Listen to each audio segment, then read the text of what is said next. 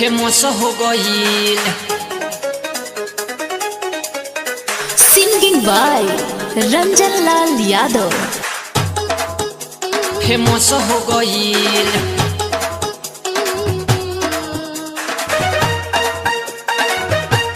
Mix by Yuvraj music presents Jamapur.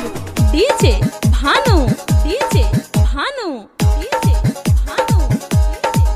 हई अंतरा के संतरा फेमस हो गईल। फेमस हो गईल। फेमस हो गईल। हई अंतरा के संतरा फेमस हो गईल। हई अंतरा के संतरा फेमस हो गईल। हई अंतरा के संतरा फेमस हो गईल। पहले खट रहे भाई हो रस हो गईल। रस हो गईल। रस हो गईल। पहले खट रहे भाई हो रस हो गईल। पहले खट रहे भाई हो रस हो गईल। पहले खट रहे भाई हो रस हो गईल। हई अंतरा के संतरा फेमस हो गईल। हई अंतरा के संतरा फेमस हो गईल। भानु, डीजे भानु, फेमस हो गईल।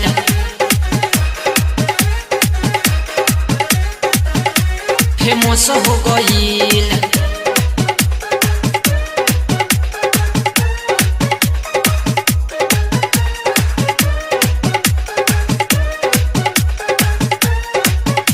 फेमस हो गईल।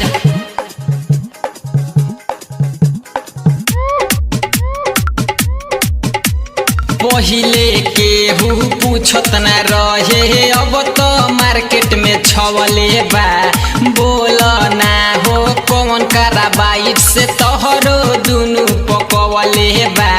जेने जात बाड़ू होता तोहरो हो सेल।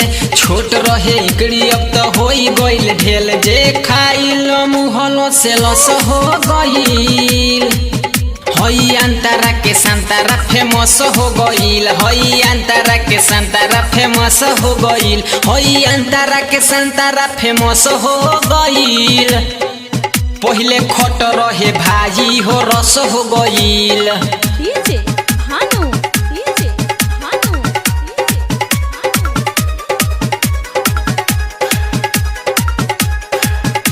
फेमस हो गईल।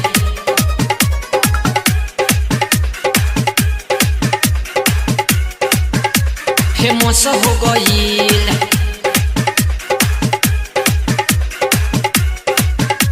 फेमस हो गईल। Mix by Yuvraj music presents Jamapur. Yadav Ranjan के बोल ना कहिया तू पारन करईबू। राइटर अजय के हाथे से बोल कहिया तू धरवईबू। रेट पानी का बा गोरी बोल तू दाम। एकरा ले आगे निकल आगे नहीं आम। रहे दियरी हो कैसे कलश हो गईल।